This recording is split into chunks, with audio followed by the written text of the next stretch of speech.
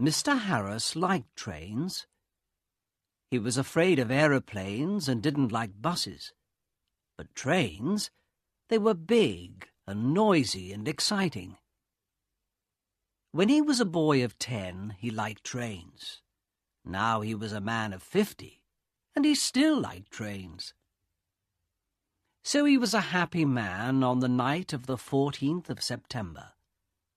He was on the night train from Helsinki to Oulu in Finland, and he had 10 hours in front of him. "I've got a book and my newspaper," he thought, "and there's a good restaurant on the train. And then I've got 2 weeks' holiday with my Finnish friends in Oulu."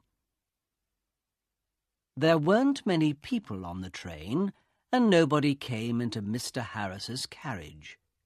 He was happy about that. Most people on the train slept through the night, but Mr. Harris liked to look out of the window and to read and think. After dinner in the restaurant, Mr. Harris came back to his carriage and sat in his seat next to the window. For an hour or two he watched the trees and lakes of Finland out of the window. Then it began to get dark, so he opened his book and began to read. At midnight the train stopped at the small station of Ottawa. Mr. Harris looked out of the window, but he saw nobody. The train moved away from the station into the black night again. Then the door of Mr. Harris's carriage opened, and 2 people came in, a young man and a young woman. The young woman was angry. She closed the door and shouted at the man, "Carl, you can't do this to me!" The young man laughed loudly and sat down. Mr. Harris was a small, quiet man. He wore quiet clothes, and he had a quiet voice. He did not like noisy people and loud voices, so he was not pleased. "Young people are always noisy," he thought. "Why can't they talk quietly?" He put his book down and closed his eyes. But he could not sleep, because the 2 young people didn't stop talking. The young woman sat down and said in a quieter voice, "Carl, you're my brother, and I love you. But please listen to me. You can't take my diamond necklace. Give it back to me now, please." Carl smiled. "No, Elena," he said. "I'm going back to Russia soon, and I'm taking your diamonds with me." He took off his hat and put it on the seat. "Elena, listen. You have a rich husband, but I have no money. I have nothing. How can I live without money? You can't give me money, so I need your diamonds, little sister."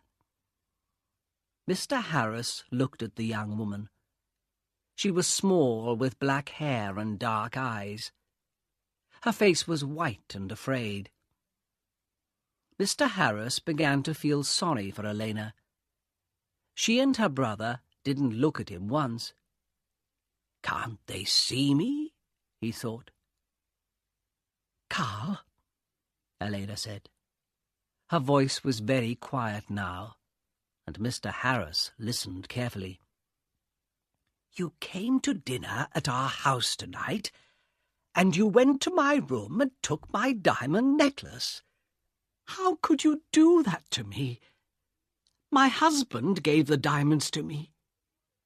They were his mother's diamonds before that. He's going to be very, very angry, and I'm afraid of him." Her brother laughed.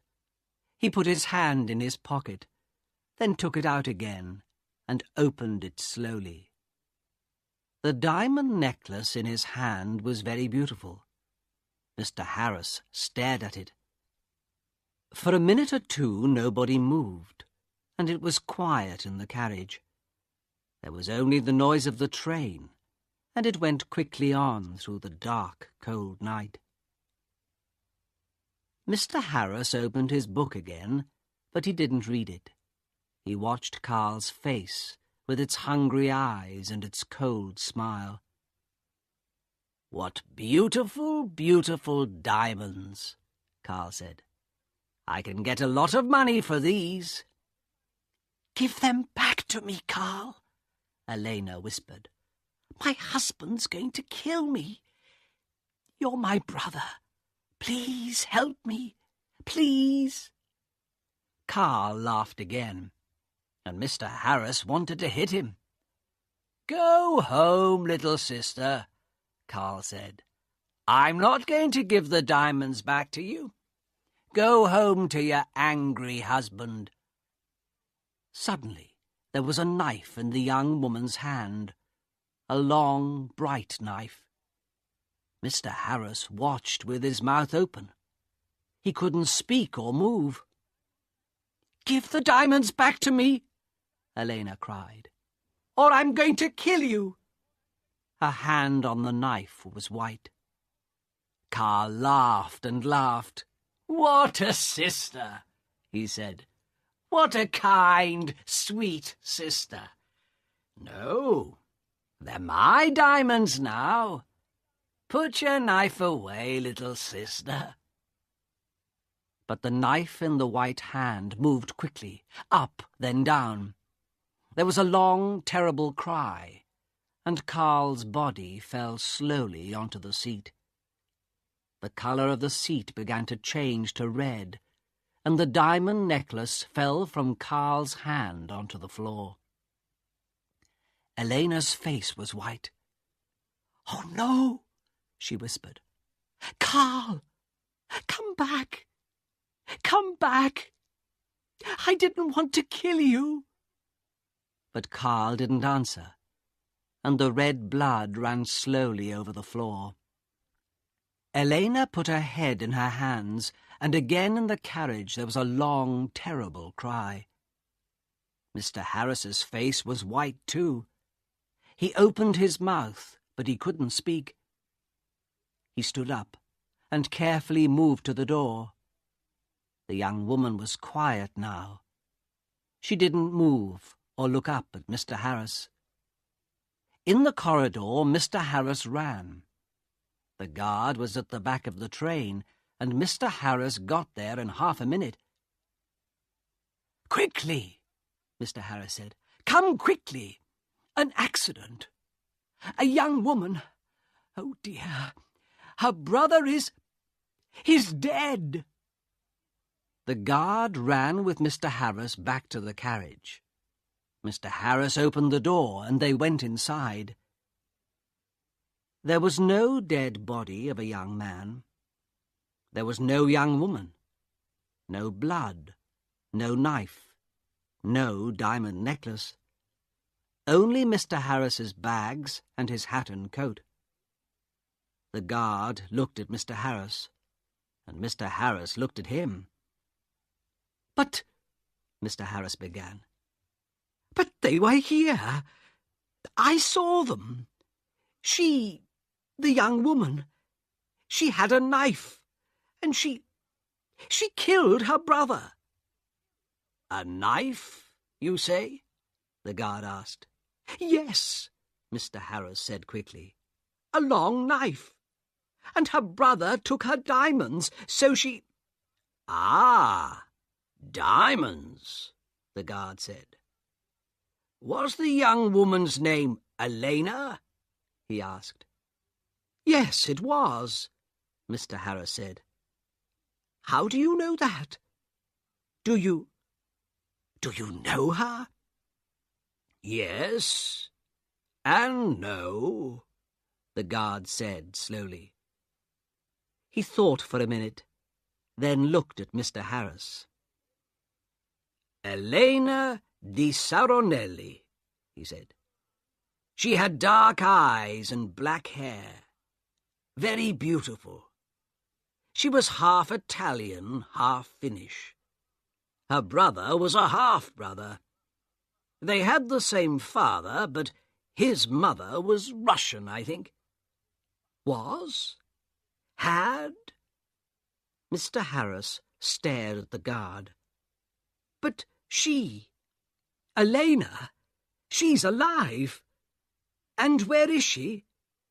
Oh, no, said the guard. Elena di Saronelli died about 80 years ago.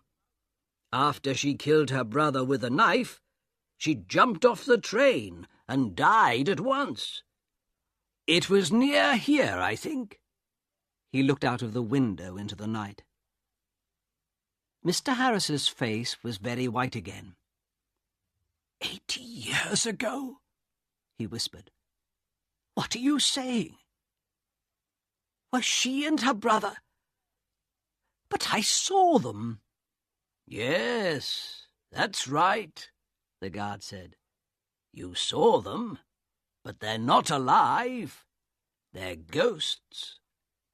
They often come on the night train at this time in September. I never see them, but somebody saw them last year. A man and his wife. They were very unhappy about it. But what can I do? I can't stop Elena and Carl coming on the train. The guard looked at Mr. Harris's white face. You need a drink, he said. Come and have a vodka with me. Mr. Harris didn't usually drink vodka, but he felt afraid. When he closed his eyes, he could see again Elena's long knife and could hear her terrible cry. So he went with the guard to the back of the train. After the vodka, Mr. Harris felt better. He didn't want to sleep, and the guard was happy to talk. So Mr. Harris stayed with the guard and didn't go back to his carriage. Yes, the guard said. It's a famous story. I don't remember it all. It happened a long time ago, of course. Elena's father was a famous man here in Finland. He was very rich once, but he had 3 or 4 wives and about 8 children. And he liked the good things of life, so there wasn't much money for the children. Carl, the oldest son, was a bad man, people say. He wanted an easy life and money in his hand all the time. The train hurried on to Oulu through the black night, and the guard drank some more vodka.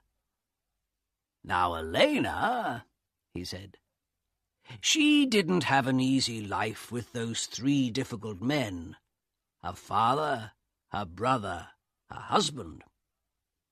One year she visited her mother's family in Italy, and there she met her husband, Di Saronelli. He was rich, but he wasn't a kind man. They came back to Finland, and Carl often visited their house. He wanted money from his sister's rich husband. Elena loved her brother and gave him some money, but Di Saronelli didn't like Carl and was angry with Elena.